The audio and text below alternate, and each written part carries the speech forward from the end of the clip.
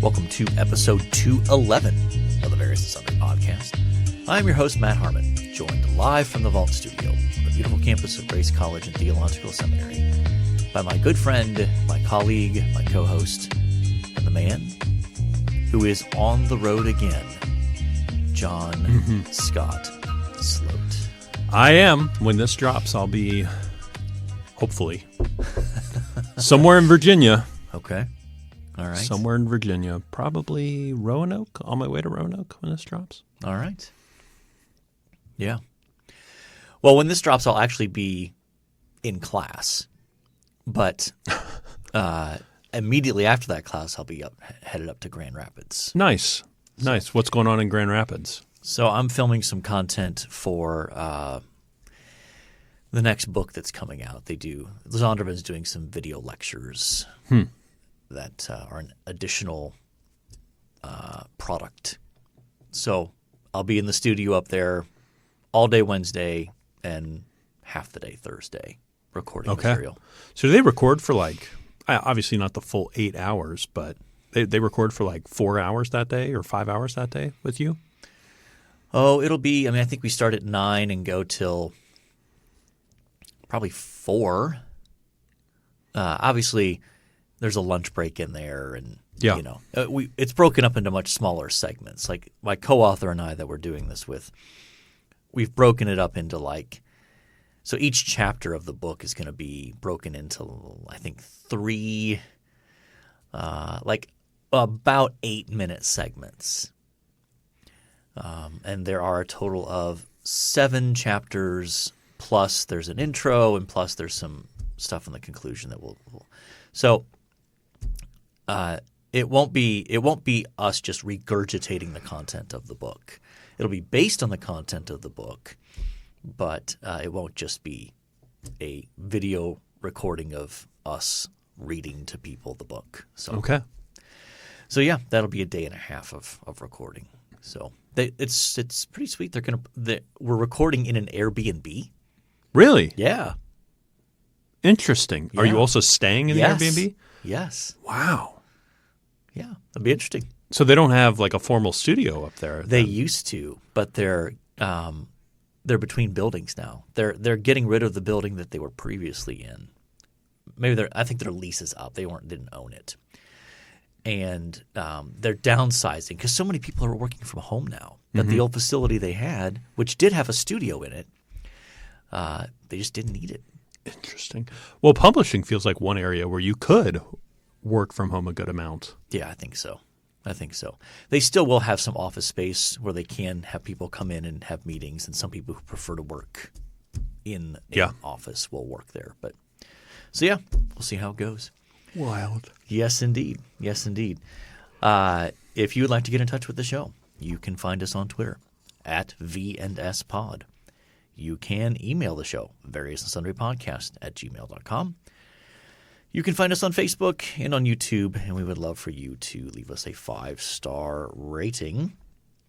And so since we will both be essentially out of town next week, we're recording very early, so almost a week early. So we're recording on a Wednesday. This won't drop until the following Tuesday, which means that our sports segment will look a little bit different here. Since we cannot talk about the NFL wildcard weekend results, which that is low-key one of the best weekends. That's a lot of fun in sports, right? I mean, you've got sort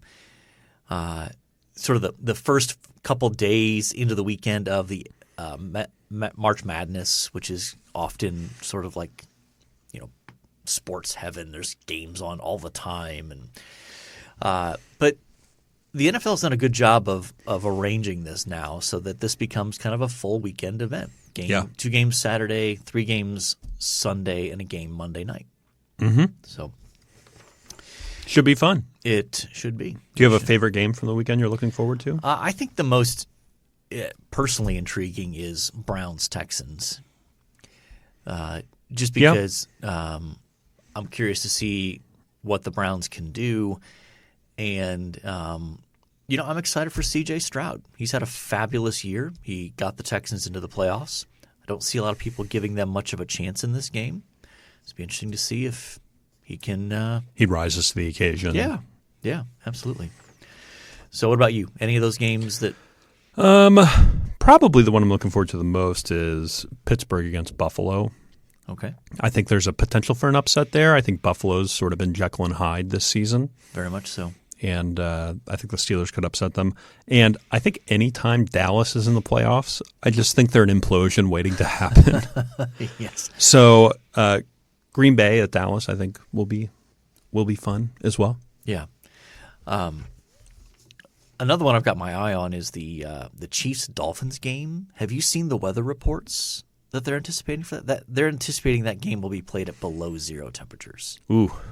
With like a 10 to 20 mile an hour wind. Yeah. That's going to be nasty. Hard to imagine the Dolphins play well in that context. Well, with their high-flying offense and... Well, and again, I just think some of those warm weather teams just tend to struggle in cold weather like that. And, I'm not sold on the Dolphins to begin with.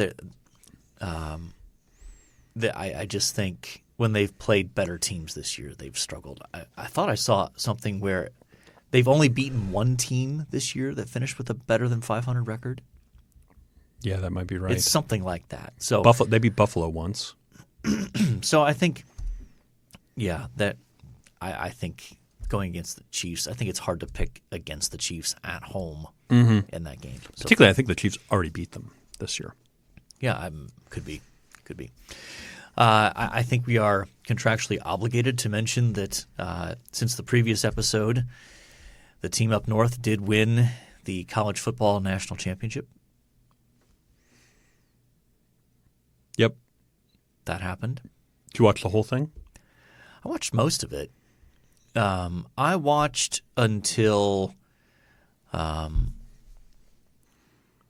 Washington had some chances. I mean, Michigan dominated the first quarter, and then Washington kind of hung around, and but Michael Penix, the quarterback for Washington, did not play well. If he plays well, they win that game. Mm-hmm. He missed some open receivers and missed some opportunities.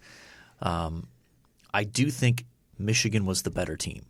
So that's but it was not the most entertaining game either. Yeah. Not the highest quality of football, but there it is. Okay. Sometimes cheaters prosper. Yeah. What about the NBA here, John?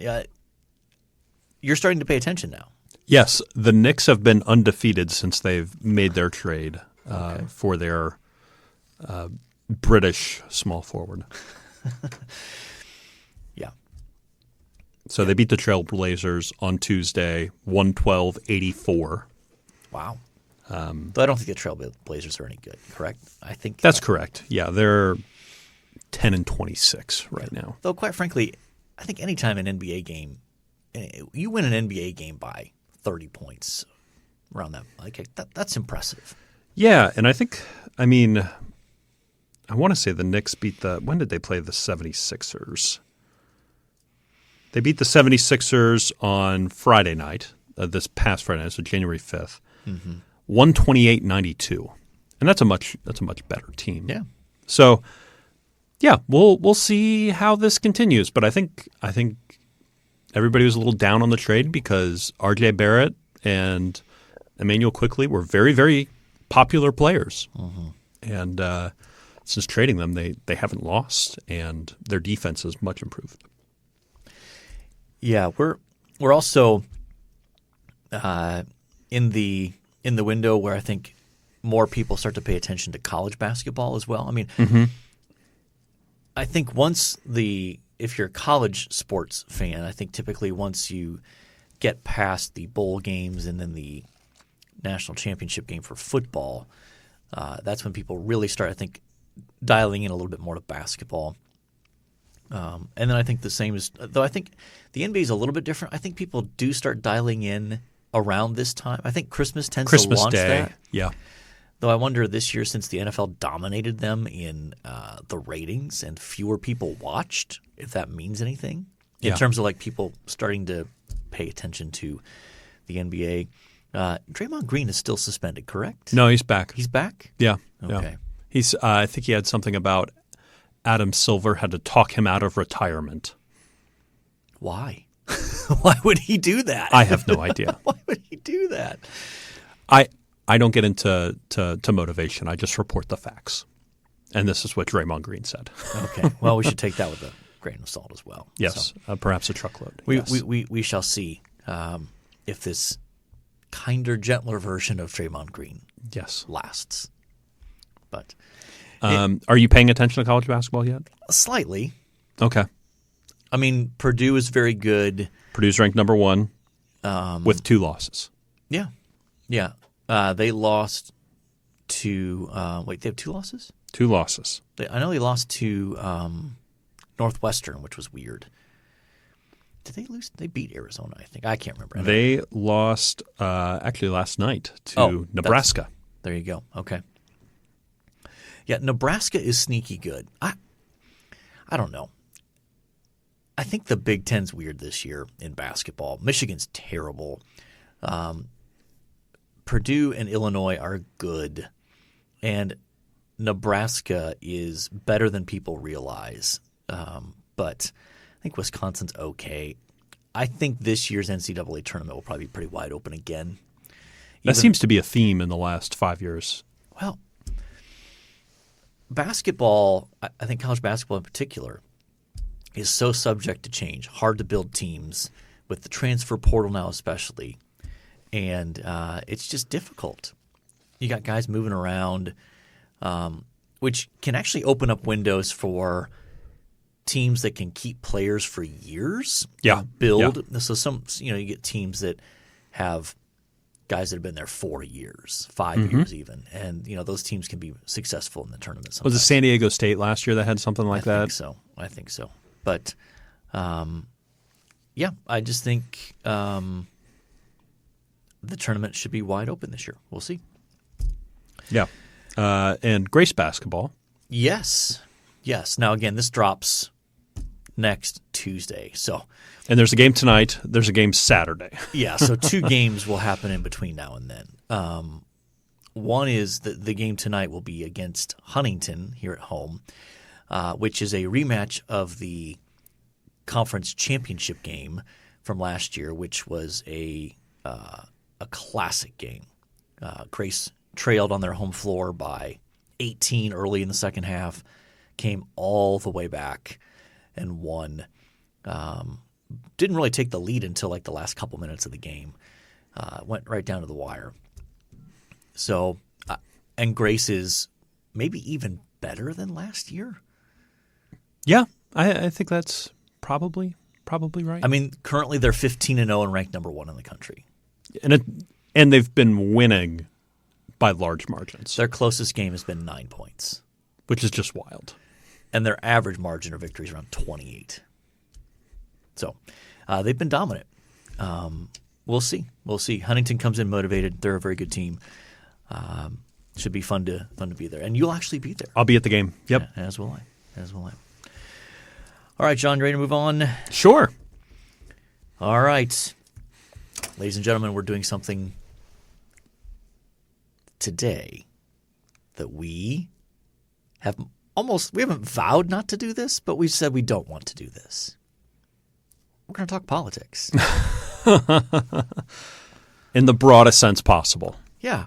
John is going to give you his reasons why he's voting for who he's voting for. And yeah, we will publish a various and sundry voting guide after this podcast. That would be great. Yes. And it's worth mentioning, you and I are talking on a Wednesday. The Iowa caucus is Monday. Oh, it is? Okay. So this will I knew drop. It was coming up. This will drop after the Iowa caucus. Yeah. Happens. Yeah. I mean, the only interesting thing that I'm seeing in that is who finishes second to Trump on the Republican side. And if like you were mentioning, the weather for the Kansas City football game, whether the sub-zero temperatures what role do they play in caucusing Yeah. out in Iowa? Yeah. That'll be interesting. Where you don't just stand in line and pull a lever. You have to stand in a gymnasium and make speeches and do all sorts of stuff. Are there voting machines that still pull levers?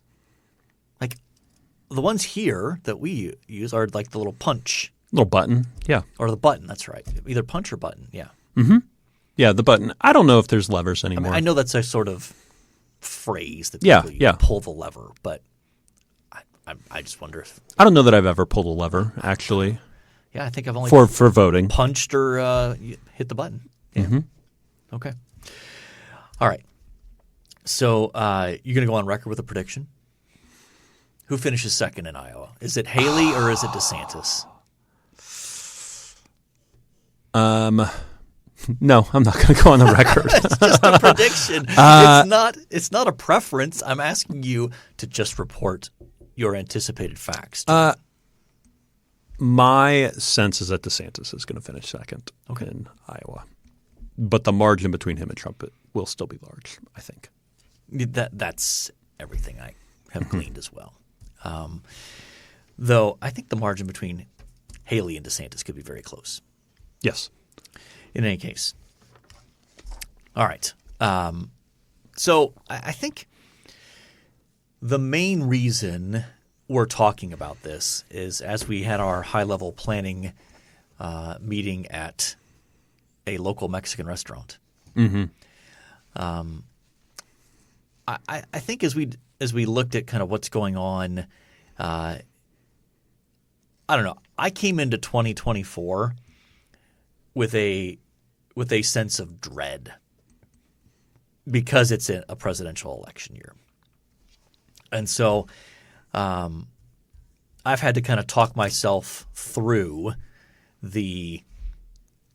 some of the things we'll talk about today. Yeah.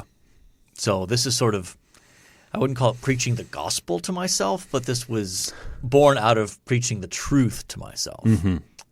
So in any case, are you coming into 2024 with a sense of foreboding, a sense of like what is your emotional state as you think about this being a presidential election year?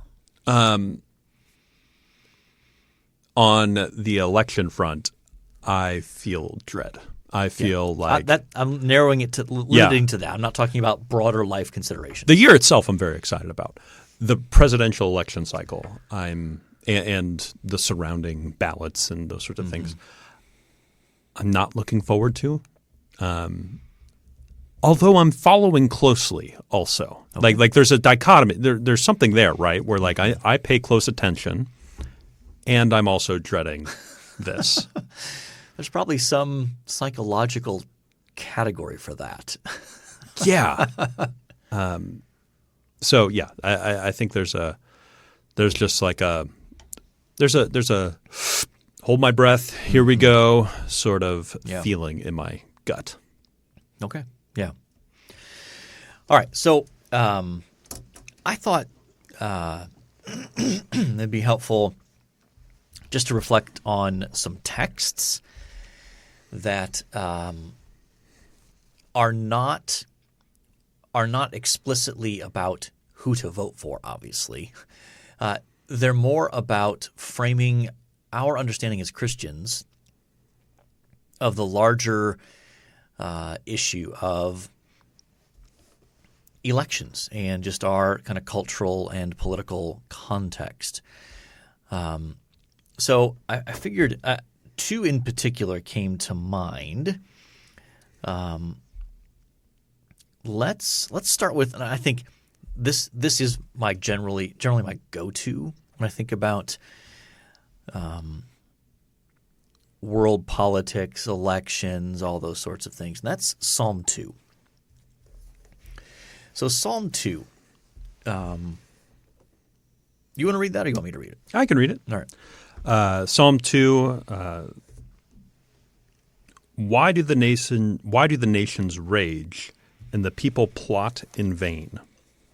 The kings of the earth set themselves, and the rulers take counsel together against the Lord and against his anointed, saying, Let us burst their bonds apart and cast away their cords from us. He who sits in the heaven laughs. The Lord holds them in derision. Then he will speak to them in his wrath and terrify them in his fury, saying, As for me, I have set my king on Zion, my holy hill. I will tell of the decree. The Lord said to me, You are my son. Today I have begotten you. Ask of me, and I will make the nations your heritage, and the ends of the earth your possession. You shall break them with a rod of iron and dash them in pieces like a potter's vessel. Now, therefore, O kings, be wise, be warned, O rulers of the earth. Serve the Lord with fear and rejoice with trembling. Kiss the Son, lest he be angry and you perish in the way. For his wrath is quickly kindled. Blessed are all who take refuge in him. Okay. Thank you. So I regularly return back to this psalm for multiple reasons, not just in the context of election season and all that kind of stuff. Because it reminds me of several things. One is the ultimate sovereignty of God. Mm-hmm. And particularly over and against rulers and kings. Yeah, Mm-hmm. absolutely. And even that opening line, why do the nations rage? That it helps us to see, really, this is a biblical theological reflection, I think, that is an extension of Genesis 3. That you have the line of the eventual serpent crusher, and you have the rest of the seed of the serpent, so to speak. And that is at the heart of the conflict among the nations. And that even the sense of, there are, in the ancient world, you could have looked at different nations and said, well, that one seems to be a little bit more moral than this one. Yeah. And yet they're all lumped together as the nations are raging because at some level they are rejecting the Lord's rule over them by failing to submit themselves to the Lord's rule. And what is so encouraging to me as I even read through this is, they're making all these plans. They're taking counsel together, and then you get to verse 4. He who sits in the heavens laughs. Laughs. Yeah. And that's not a ha, this doesn't matter laugh.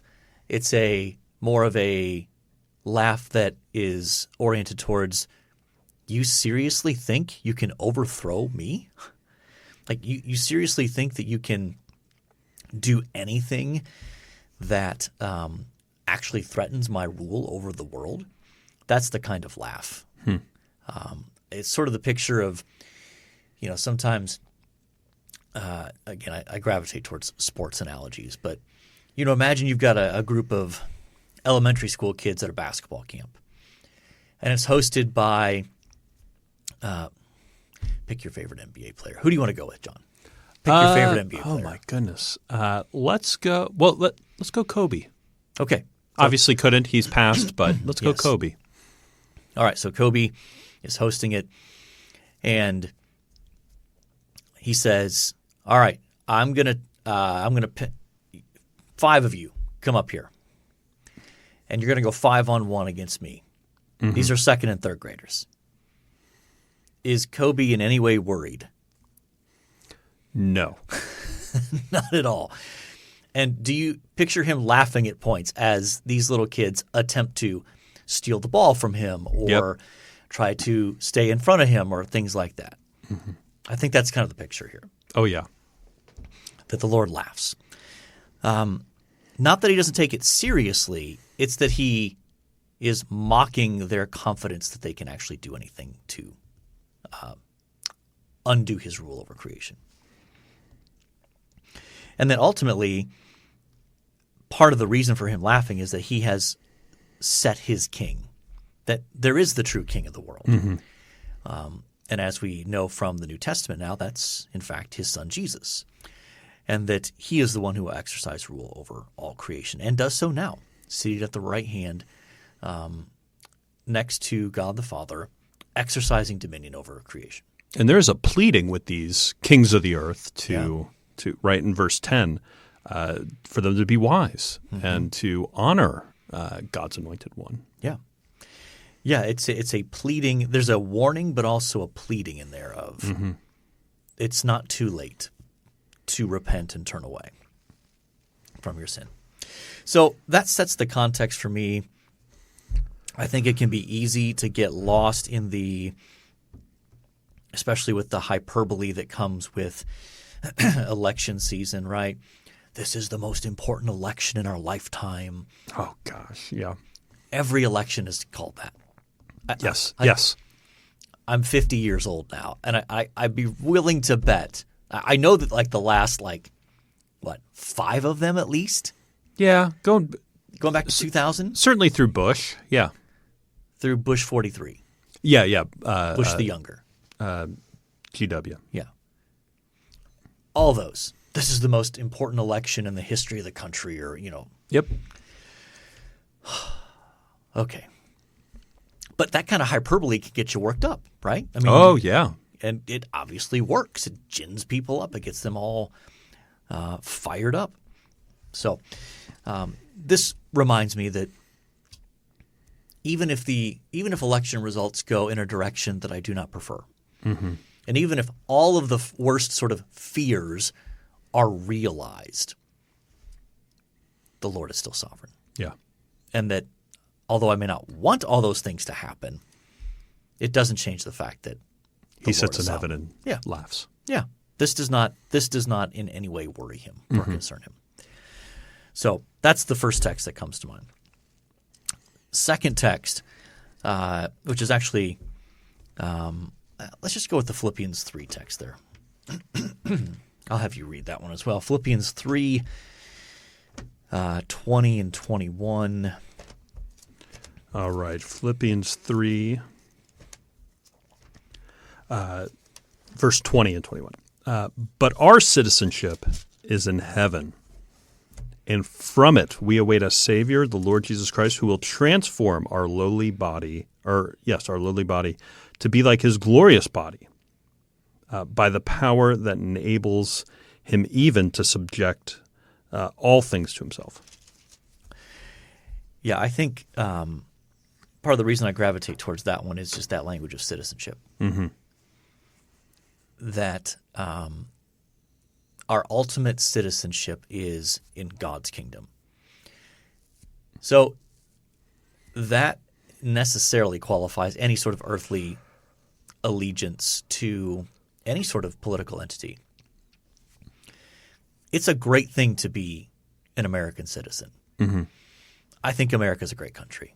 I feel privileged to live here. As much as I love to travel and see new places and that sort of thing, I have yet to go somewhere where I think I'd rather be a citizen here than of the United States. And that's no knock on those places. New Zealand was great. New Zealand's great. Yeah. So Finland, Helsinki was great. Helsinki was great. Yep. Yeah. But in any case, God has been kind and blessed the United States with many resources, opportunities, etc.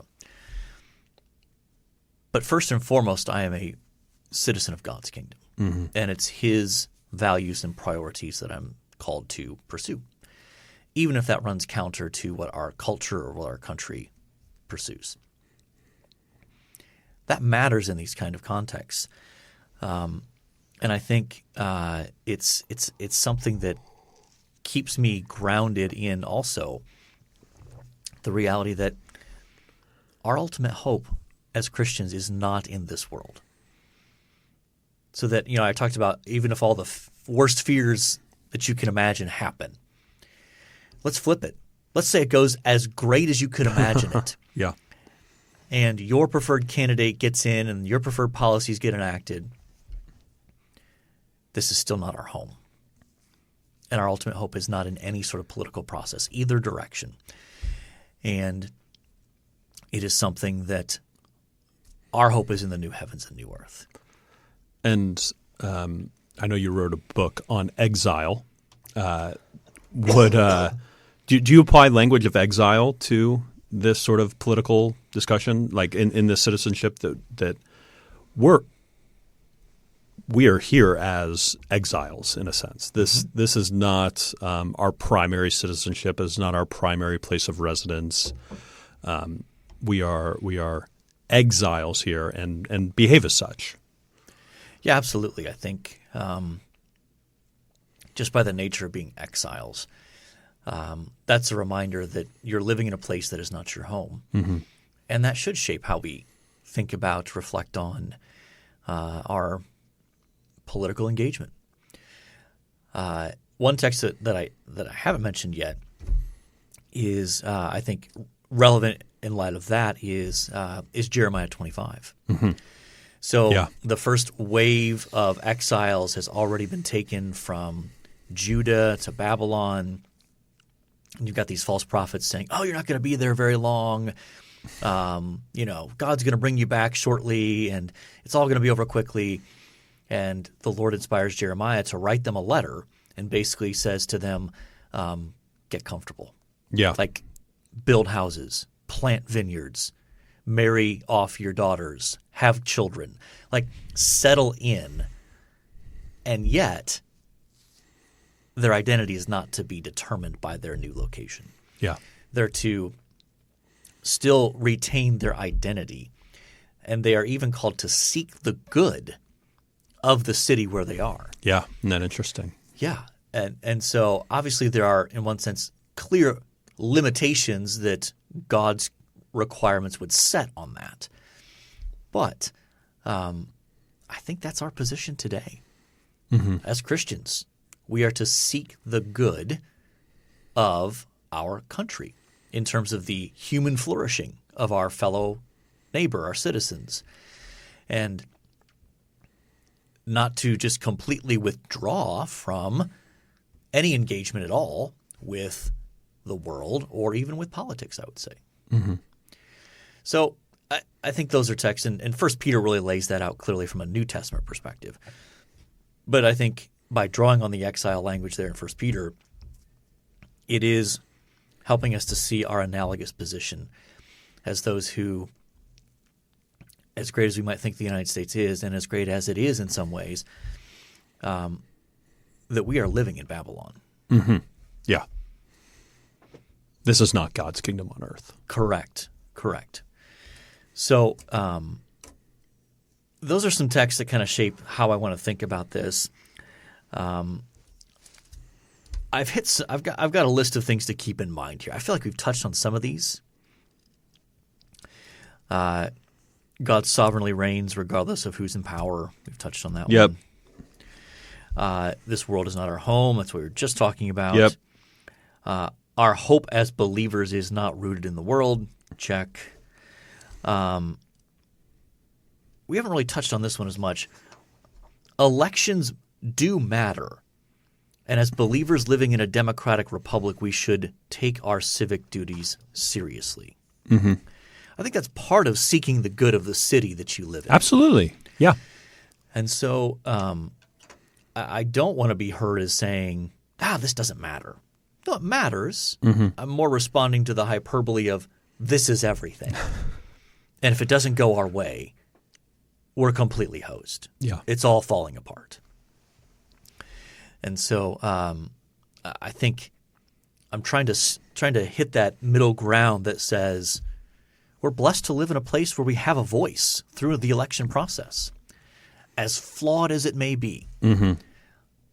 But that doesn't mean that we should that there's just an appropriateness of taking it seriously, this matters, and yet at the end of the day, not putting all our hope in it. Yeah. I mean, you think about the number of people around the world who would love to even have some sort of voice or mechanism to exercise their influence in the political sphere. Yeah. There are billions of people around the world who don't have that. So it is a privilege for us as Christians living in the United States to say we at least have the ability to participate, to vote, to advocate for policies and candidates. That's a good thing. Yeah. We should be grateful for that.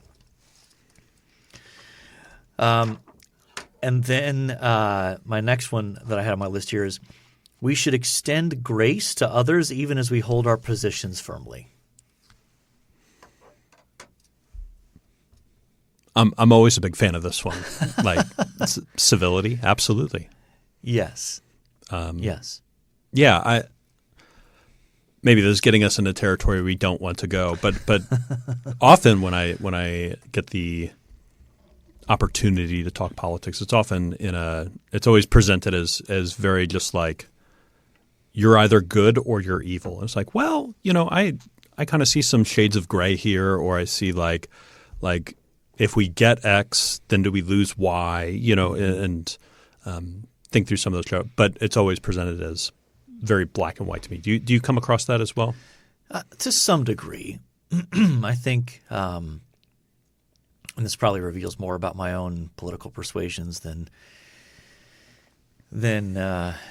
maybe I wanted to share. But I think I might say it a different way, just to say every choice.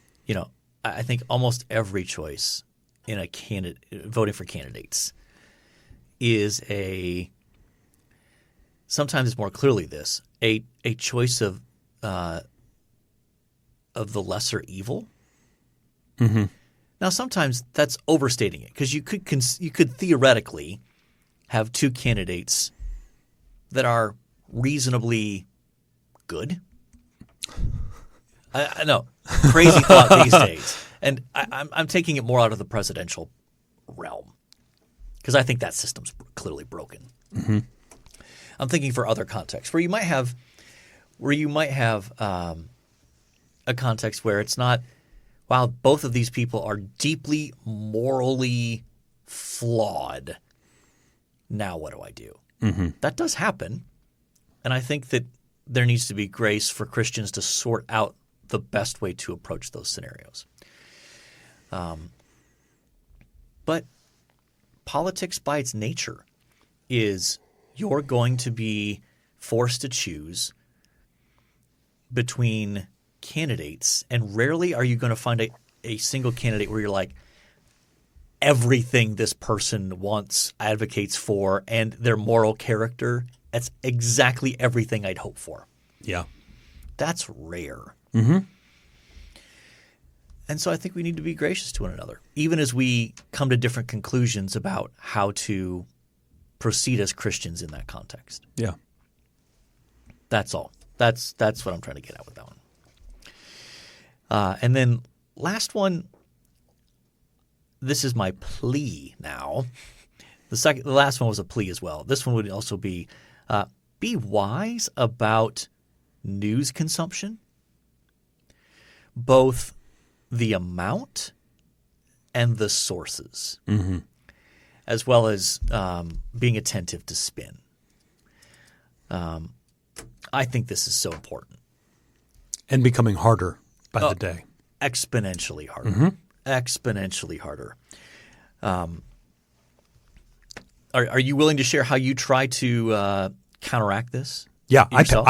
I pay for news. I pay for a group of people to write news articles and send them to me because the incentive structure within news, if it's online or on TV, is that your eyeballs on it, whether it's on the internet or whether it's if it's free on the internet, mm-hmm. or your eyeballs on the TV, they get paid based on how many eyeballs they have. Right. And which incentivizes the sensationalism. Exactly. And that makes you the product in a lot of ways. Mm-hmm. So I pay for a news service. They send me probably 7 to 10 newsletters a week both with opinion and reporting. And I almost exclusively go there. Okay. How about yourself? So I primarily use two different venues. The first is called Real Clear Politics. RCP, yeah, they do good polls. And they tend to be pretty good about posting articles from right and left angles. Now, again, you still have to sort through the spin on both sides. Yeah. The other one that I use is an app called All Sides. Are you familiar with All Sides? Yeah, I've used All Sides before. Now, their approach is a little bit different in that they have maybe like a news story, okay, or like a topic in the news, and then they'll give you a story that they deem is from the left, skewed from the left, maybe, or from the perspective of the left, and then from the right, and then from what they also think of as the center. Now, again, even I'm not saying that I completely trust. That they say that's center cut. I might disagree with that. Yeah. But at least it gives me a starting point that someone else has looked at it and kind of evaluated, okay, this kind of leans left, this one leans right, this is relatively center cut, to give me a broader sense of what people are saying about an issue or an event.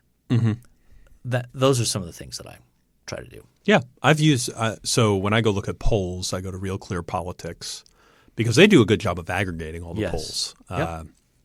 And then I've used All Sides in the past. I think I've deleted the app off my phone, but I believe it's free. I think so. Yeah. Yeah. Yeah. I'm not aware that I'm paying for it. Yeah. If I am, I've forgotten. So, yeah, I just think just being wise about where you're getting your news from, as well, and social media is incredibly dangerous on this front. So, and also just even them out. Like, you need to disengage from it sometimes. Like, if you're getting consumed with it, you need to step away from it. Yeah. Go take a walk. Go have coffee with a friend. And don't talk about politics with that friend. Go read a book that has nothing to do with politics. Yeah. Read a novel, something. Just disengage from it. So, in any case, anything else you want to add on the politics front? I don't think so. No, I think we've mostly hit. Have we said what we wanted to say without saying what we don't want to say? Yeah, I think so. Okay. And I'll just add at the end here, although you and I have a lot of shared overlapping political views, we don't agree on everything. No. And we have good conversations about some of those points of disagreement, or maybe it's probably nuance is probably the better way to say that we might agree on ideas and concepts but disagree on at times the best political means to accomplish those ideas. Does that seem fair to you? Yeah, I think that's fair. Yeah. Maybe we do a Patreon where we really get into those sorts of things, and listeners can pay $1,000 each, and we will talk about politics openly on our Patreon page. Wow. I don't even know if that's enough money. I don't even know if that's enough. All right, you ready to move on? Sure. Time now for This Day in Sports History. All right, This Day in Sports History, January 16th. Yeah. Just flying through the month here. I feel like never in my life have I gone, boy, this is a slow year. Things are just moving at a snail's pace. It always feels like the year's moving at a quick pace. The older you get, the more it accelerates. There have been studies about that, actually. Did you know this? Really? Yeah. That our perception of time – why is it that our perception of time as we get older is that time goes faster than when you were younger? So, Interesting. Yeah. 1966, the 16th NFL Pro Bowl at the LA Memorial Coliseum. The East beats the West. It's funny how they split them up. Yeah. East beats West 36-7. MVP, Jim Brown, Cleveland Browns. And? Oh, my goodness. Dale Meinert Yeah. of the St. Louis Cardinals, linebacker. So they picked an offensive and a defensive guy. Yep. Interesting. St. Louis is considered east in that. Yeah. Yeah, I guess so. When it's the gateway to the west, right? Isn't that the St. Louis Arch, the gateway to the west? Yeah. But, I mean, people would think of St. Louis as Midwest, right? I mean, and it's the Mississippi, isn't that kind of the divide, you think? That most people think Probably. you get east of the Mississippi and you're still east or Midwest. And then you get, I don't know, Midwest, I guess people would think of Kansas and Nebraska and Iowa as Midwest. I think that is West. plains, though. I struggle to think of Kansas as Midwest. I think of them as like the plains. What about Iowa? Are you going to stick with Iowa as Midwest? I think Iowa's Midwest. Okay. So you're going to draw the line at the Iowa-Kansas or Iowa-Nebraska border. What about Nebraska? Nebraska's plains. Nebraska's plains. Okay. Minnesota's Midwest, but North Dakota, South Dakota, Nebraska, Kansas, plains. All right. Anyway, not that plains is a category that exists. No. But anyway, 1970, Curt Flood files. Excuse me, he does not fly a civil lawsuit. He files a civil lawsuit challenging baseball's reserve clause. His eventual victory in court paves the way for free agency in sports. That feels like a big deal. A huge deal. Big deal. Yep. Let's see. 1972, Dutch speed skater, which are three of my favorite words on this podcast. Achi Kulen Delistra, I was waiting for the correction, becomes European all-around ladies champion for the first of 3 consecutive years. That's probably about right. I think it's just Deelstra that last. Deelstra. Kulen Deelstra. Okay. Atje, I think is the right there. ATJE. Yeah, I don't know. I don't have a category for that. Unless there's a silent Z in there. Who knows with the Dutch? 2019 Golden State guard Steph Curry, first player in NBA history to hit 8+ 3-point field goals in 3 consecutive games, going 9 of 17 threes in the Warriors' 147-140 win over New Orleans. Team combined for an NBA record 43 3-pointers. That's a lot of 3-pointers. It is. I mean, it's remarkable how much the 3-point shot has overtaken basketball, and in particular the NBA. Yeah. 2019 Houston guard James Harden becomes the first player to score 55-plus points in back-to-back NBA games since Wilt Chamberlain did it in 1962. James Harden scores 58 in the 145-142 overtime loss to Brooklyn. 18 straight games with 30-plus points. Yeah, he was putting up huge numbers back in 2019. He was, and the fact that he had 55 points in an overtime loss reminds me of James Harden with Houston. Yes. Yes, indeed. Yes, indeed. So who do you like out of that? Probably Curt Flood. That's where I would go as well. Would probably be my choice. Yep. One thing you like? Free agency. Big deal. Yep. One thing I like, I sort of do this every New Year's or Christmas break and New Year's, is I have been listening through the audiobook of Lord of the Rings narrated by Andy Serkis. Who plays Gollum There you go. in the movies, but he narrates the books. I think it came out in like 2020, 2021, somewhere in there. Marvelous. He's so good. And so I am in the middle of Return of the King right now. Okay. So good. Very nice. Very nice. I'm going to go with something that by the time the episode drops has happened, but has not happened yet as of recording. This upcoming weekend, my wife and I are getting together with 2 other couple friends of ours from our college days. And we're meeting up in Columbus. Nice. Spending the extended MLK weekend in the Columbus area. So very much looking forward to that. Last year was the first year we did that and decided we need to make this an annual thing on MLK weekend.